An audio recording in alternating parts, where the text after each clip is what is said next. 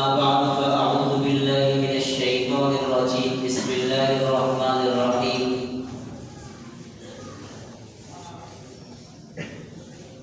إلا تنصروه فقد نصره الله إذ أخرجه الذين كفروا ثاني اثنين إذ هما في الغار إذ يقول لصاحبه لا تحزن إن الله معنا.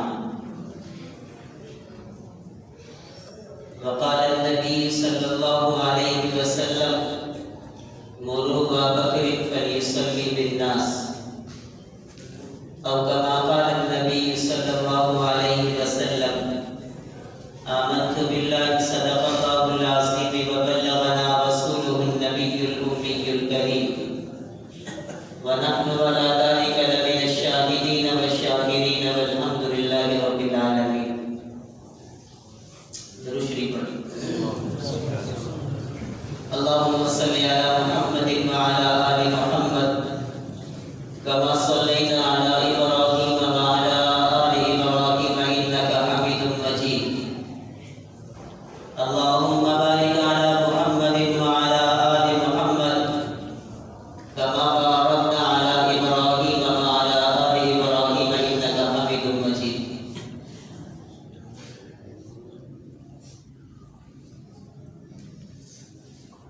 واجب التکریم،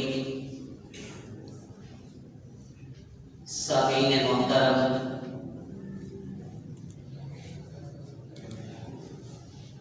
آپ حضرات کے علم میں یہ بات آ ہی چکی ہے کہ آج کی اس مختصر سی نشست کا مقصد کیا ہے.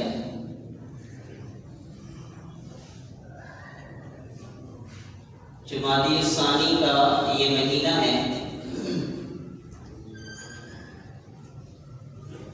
اور اس مہینے کی 22ویں تاریخ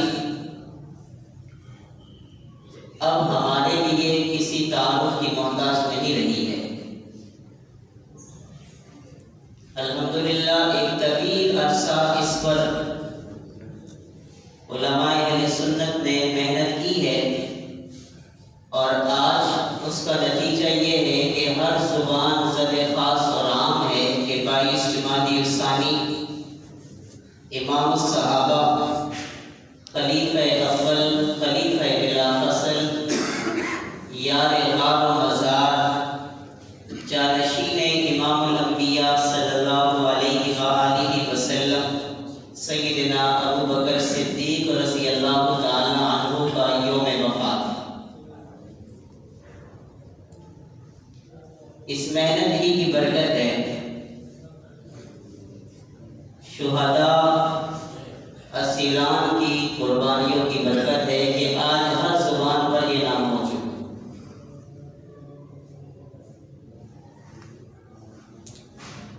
سیدنا ابو بکر صدیق رضی اللہ تعالی عنہ مصدق اول کہلاتے ہیں، جنہوں نے سب سے پہلے امام الانبیاء صلی اللہ علیہ وآلہ وسلم کی تصدیق فرمائی.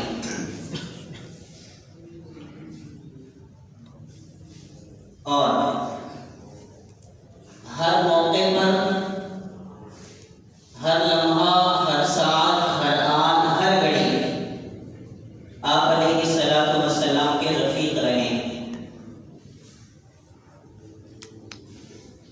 یوں سارے صحابہ کرام رضوان اللہ تعالی علیہم اجمعین کا مقام برحق ہے. سارے کے سارے صحابہ جنتی ہیں، کامیاب ہیں، کامران ہیں، مفلحون ہیں، راشدون ہیں، حزب اللہ ہیں، مؤمنون حقہ ہیں. لیکن ان سب میں اگر ہم دیکھیں گے تو پہلا نمبر جناب ابو بکر صدیق رضی اللہ تعالی عنہ کا ہی ہوگا. ہمارے سائیں امام اہل سنت حضرت علی شہید رحمۃ اللہ علیہ فرمایا کرتے تھے کہ آپ علیہ الصلوۃ والسلام کے ساتھ جتنے بھی معرکے ہوئے بدر سے لے کر آخر تک 27 غزوات جو آپ علیہ السلام جس میں خود بدر سے نفیس شامل ہوئے اور حضرات صحابہ کرام رضوان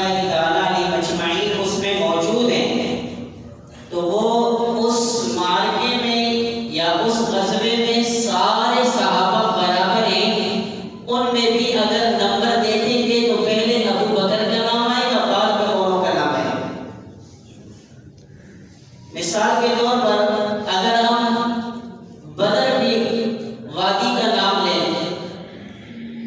تو آپ علیہ السلام جس چبوترے میں تھے وہاں پر سب سے پہلے جا کر آپ علیہ السلام کو دیکھنے والے، آپ علیہ السلام کی نظر و نیاز، آپ کی التجا، آپ کی گریہ و زاری، آپ کا رونا، آپ کا فریاد کرنا، آپ کا بارگاہ الہی میں اللہ کو پکارنا، یہ منظر اگر کسی نے دیکھا تو وہ پہلے جناب ابو بکر صدیق رضی اللہ تعالی عنہ نے، جنہوں نے آ کر حضرات صحابہ کو بتایا۔ آپ کے گھر میں نہیں ہے کہ آج اللہ کے نبی کیا مانگ رہے ہیں،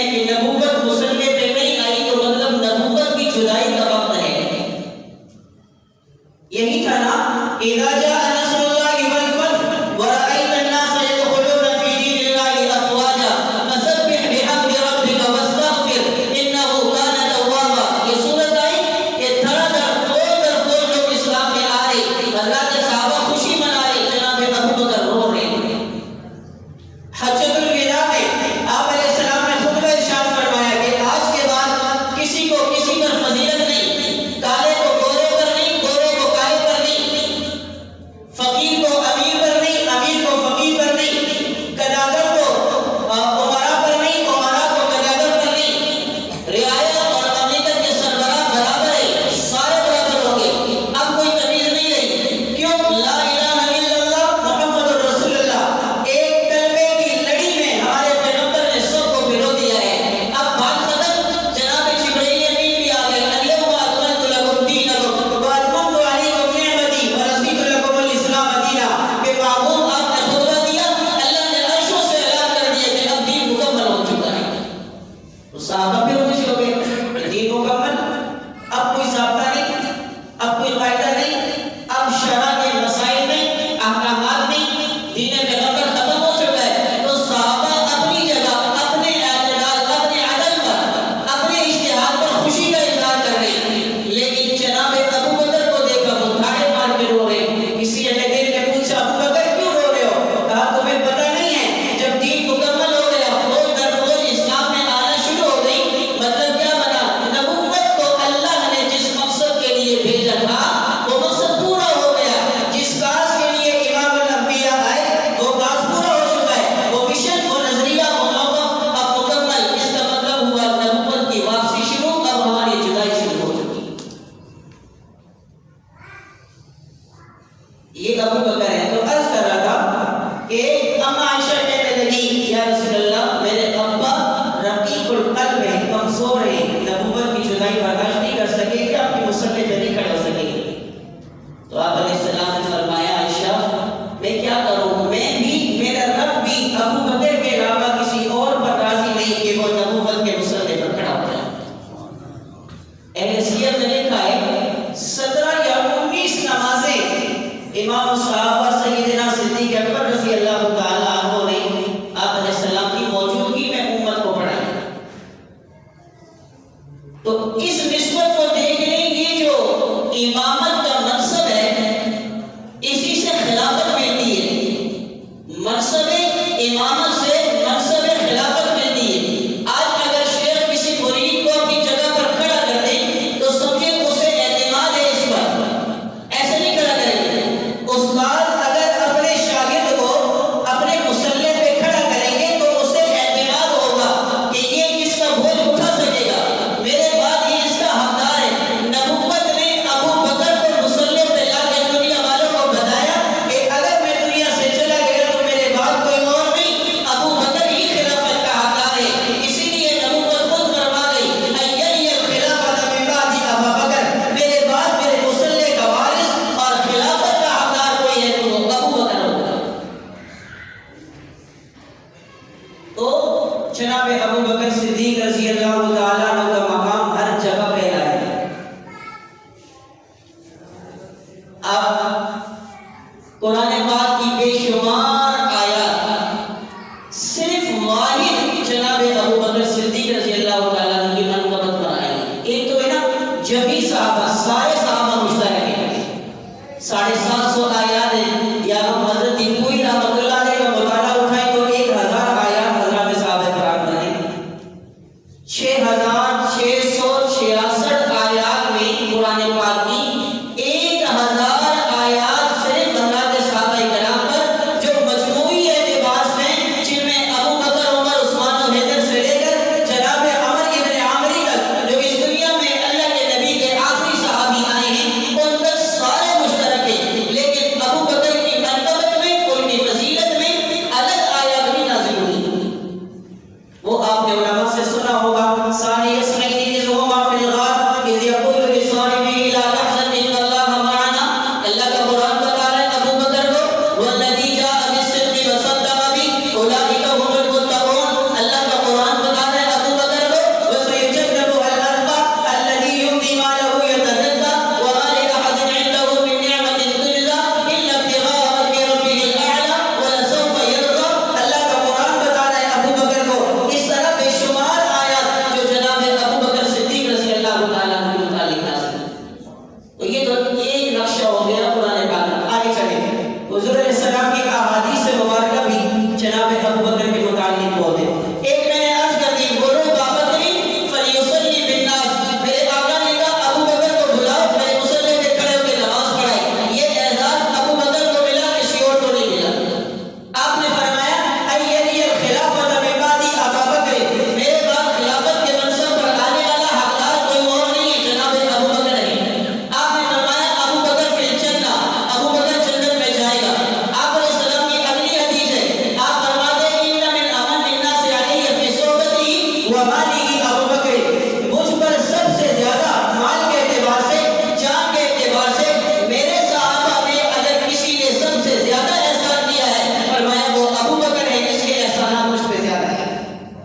کتنی حدیثیں ہو گئی؟ میں نے شاید ایک ساتھ میں پڑھ دی. کتنی ہو گئی؟ 4 ہو گئی. اگلی چلے 5ویں حدیث. آپ علیہ السلام فرماتے ہیں ابو بکر و عمر سیدا قبول اہل الجنہ من الاولین والآخرین الا النبیین والمرسلین یا الا النبیین والمرسلین. اللہ کے نبی فرماتے ہیں ابو بکر و عمر، ابو بکر اور عمر. آپ دیکھیں گے احادیث پہ جب مطالعہ کریں گے تو ان 2 حضرات کا نام بار بار ہوگا. ابو بکر و عمر، ابو بکر و عمر. دائیں طرف کو دیکھو ابو بکر عمر، بائیں طرف دیکھو ابو بکر عمر، سامنے دیکھو ابو بکر عمر، پیچھے دیکھو ابو بکر عمر. نام ہی ان کا ہر جگہ چلتا ہے. تو آقا فرماتے ہیں ابو بکر و عمر سیدہ قبول اہل الجنہ، یہ جنتی نوجوانوں کے سردار ہیں. من الاولین والآخرین، اول جو گزرے یا بعد میں آنے والے. اللہ کی جنت میں جتنے بھی جوان ہوں گے ان کے سردار اللہ نے جناب ابو بکر اور حضرت عمر کو بنا دیا. اور یہ تو آپ جانتے ہیں کہ جنت میں کوئی بوڑھا جائے گا نہیں، جنت میں کوئی بوڑھا نہیں جائے گا، سارے جوان ہو کر جائیں گے. وہ مذاقیہ بات اپنی جگہ پر تصحیح والے صرف نسبت سے بات کر رہا ہوں. ٹھیک ہے، 5 حدیثیں ہوگی. 6ویں حدیث ہے آپ علیہ السلام نے جناب ابو بکر کو فرمایا یا ابا بکر انت صاحبی فی الغار وصاحبی فی المزار وصاحبی علی الحوض وصاحبی فی الجنہ. 4 تمغے دیا. انت صاحبی فی الغار، ابو بکر کو کہا ابو بکر تو میرے غار کا بھی ساتھی ہے. تو غار میں ابو بکر ہی پہرا دے رہا تھا. آپ غار میں آقا کو لے گئے، اپنے تہبند لیا، سارے سراغ بند کیے، وہ تہبند ہی ختم. اب کپڑا ہی نہیں بچا تو اپنی ایڑی مبارک آخری سراغ پہ رکھ دی اور بزرگ کو کہا آئیں میری گود پہ اپنا سر رکھیں. ام المؤمنین سیدہ طیبہ طاہرہ میری پیاری ماں امی عائشہ صدیقہ رضی اللہ تعالیٰ عنہ فرماتی ہیں میں ایک رات اپنے آقا کے ساتھ جو بھی رات کی چوبن میں جب چاند پورے اپنے عروج کو تھا اور آسمان نبوت پر انگن ستارے چمک رہے تھے، میں اپنے آقا کے ساتھ بیٹھی ہوئی یوں ہی تذکرہ کر رہی تھی. میں نے پوچھا آقا یہ بتلائیے آسمان پر ایک چاند ہے، اگر میں تشبیہ دوں یہ آپ تو کوئی بعید نہیں، لیکن اگر ان ستاروں کو دیکھوں انگن لاکھوں ستارے، میں صرف یہ پوچھنا چاہوں گی کہ ان ستاروں کے بنسبت یا ان ستاروں کے بقدر یا ان ستاروں جتنی نیکیاں آپ کے اصحاب میں کسی کی ہوں گی؟ اتنی محنت کسی نے کی ہوگی؟ اتنی عبادت کسی نے کی ہوگی؟ اتنی ریاضت کسی نے کی ہوگی؟ اتنا تقویٰ اور پرہیزگاری کسی میں ہوگی؟ میرے آقا فرماتے ہیں ہاں عائشہ حسنات العمر کعدد نجوم السماء، میری امت کا میرا ساتھی ابو بکر کے بعد عمر، خطاب کا بیٹا عمر جو ہے اس کی محنت اتنی ہے کہ یہ آسمان نبوت کے انگن ستارے اس کے سامنے کچھ بھی نہیں. اب عائشہ تھوڑا پریشان ہو گئی. آقا نے پوچھا عائشہ کیا ہوا؟ آپ کا منہ کیوں سکڑ گیا؟ مذاق ہے، آپ کا منہ کیوں لٹک گیا؟ اما کہنے لگی یا رسول اللہ میں نے جب بھی دیکھا نام آپ کا تو بعد میں ابو بکر ہے. آپ معراج سے آئے، آپ کی تصدیق کرنے والا ابو بکر ہے. معراج پہ جبرائیل آپ کو کہتے ہیں، آپ جبرائیل سے کہتے ہیں جبرائیل آپ مجھے مسجد حرام سے لائے، آپ مسجد اقصی لائے، انبیاء کی صفیں کروائی، امامت کروائی، نبوت کی سواری کو باندھا، پھر یہاں سے براق لے کر ہم عرش معلیٰ تک گئے.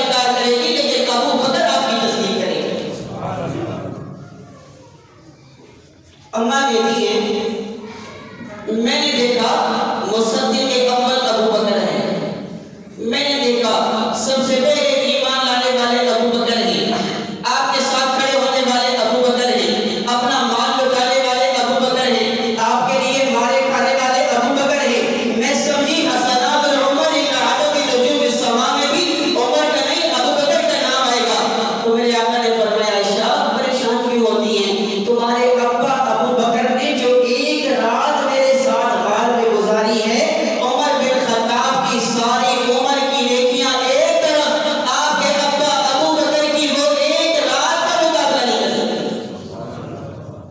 اللہ نے اتنا مقام دیا ابو بکر، تو عرض یہ کر رہا تھا، کیا فرمایا؟ انت صاحبی فی الغار، آپ میرے غار کے بھی ساتھ ہیں۔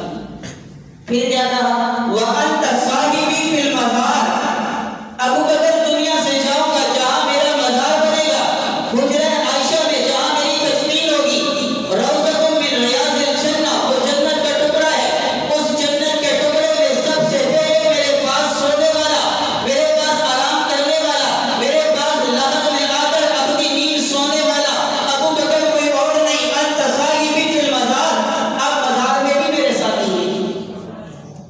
وَأَنْتَ صَاحِبِي عَلَى الْحَوْضِ، تیسرا کمرہ، کہا اتنا ہی نہیں، کل کو حوض کوثر پہ پوری امت کھڑی ہوگی نا، حوض کوثر پینے کے لیے، پیالہ پینے کے لیے، پیالہ میں نبوت اپنے ہاتھ سے اٹھاؤں گا، بھروں گا کوثر سے اپنے ہاتھ سے، لیکن نبوت اپنے ہاتھ سے نہیں لے گی۔ کہا میری اور امت کے درمیان واسطہ ابو بکر آپ ہوں گے، جو آپ کا ہوگا آپ کو دوں گا، آپ پلانا، جو آپ کا نہیں ہے اسے مت پلانا۔ وَأَنْتَ صَاحِبِي عَلَى الْحَوْضِ، حوض کوثر میں بھی ابو بکر ہے، امت کو حوض کوثر سے جام ملے گا، سیراب ہوں گے، لیکن ابو بکر کے ہاتھوں سے، تو اس کے لیے ابو بکر کی غلامی بھی کرنی پڑے گی۔ تیسرا کمرہ، چوتھا کمرہ، فرمایا اتنا ہی نہیں، وَأَنْتَ صَاحِبِي فِي الْجَنَّةِ، انبیاء کا مقام جنت میں اللہ کے عرش کے سائے کے نیچے، اللہ کے عرش کے سائے کے نیچے ہے، انبیاء کا مقام ہے، اونچا مقام ہے۔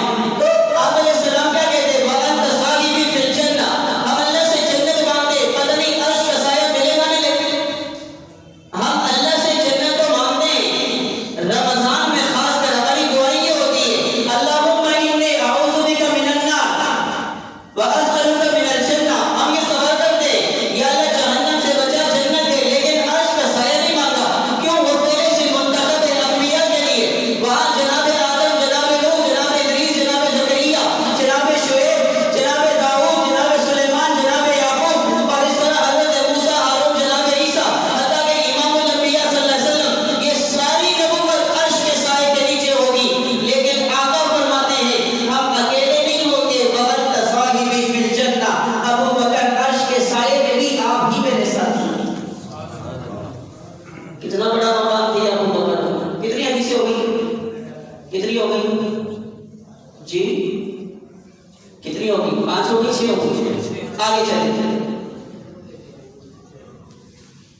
آپ علیہ السلام کا جب مجمع لگتا تھا نا، مجمع صحابہ بیٹھتے تھے، آج بھی آپ دیکھیں اگر کوئی بزرگ آئے نا ہمارے مجھ سمیت، میں تو چونکہ کسی خاطر میں نہیں ہوں لیکن پھر بھی مجھ سمیت علماء طبقہ جتنا بھی ہے، عوام تو عوام، خصوصاً علماء طبقہ، وہ اپنے بزرگ کو، شیخ کو آنکھ اٹھا کے نہیں دیتے، ادب، تعظیماً، اکراماً، کوئی شریعت کا حصہ نہیں، شریعت کا حصہ نہیں ہے، لیکن ایک ادب احترام ہے۔ اور ہمارے ہاں خصوصاً سائی قیدری شہید رحمۃ اللہ علیہ کا مقام اور ان کا خوف اور دبدبہ اتنا ہوتا تھا، ہم کئی گھنٹوں حضرت کے ساتھ بیٹھے، واللہ باللہ اللہ ممبر رسول پر بیٹھا ہوں، ہم آنکھ اٹھا کر نہیں دیکھ سکتے۔ تو اللہ والے کا ایک روب ہوتا ہے، صاحب علم آدمی کی ایک قوت ہوتی ہے، اس کی اندرونی ایک طاقت، وہ سامنے والوں پر اللہ رب العالمین ظاہر فرماتے ہیں، تو مریدین اپنے شیخ کو دیکھ نہیں سکتے۔ تو اسی طرح جب صحابہ بیٹھتے تھے تو صحابہ بھی حضور کو براہ راست دیکھ نہیں سکتے تھے،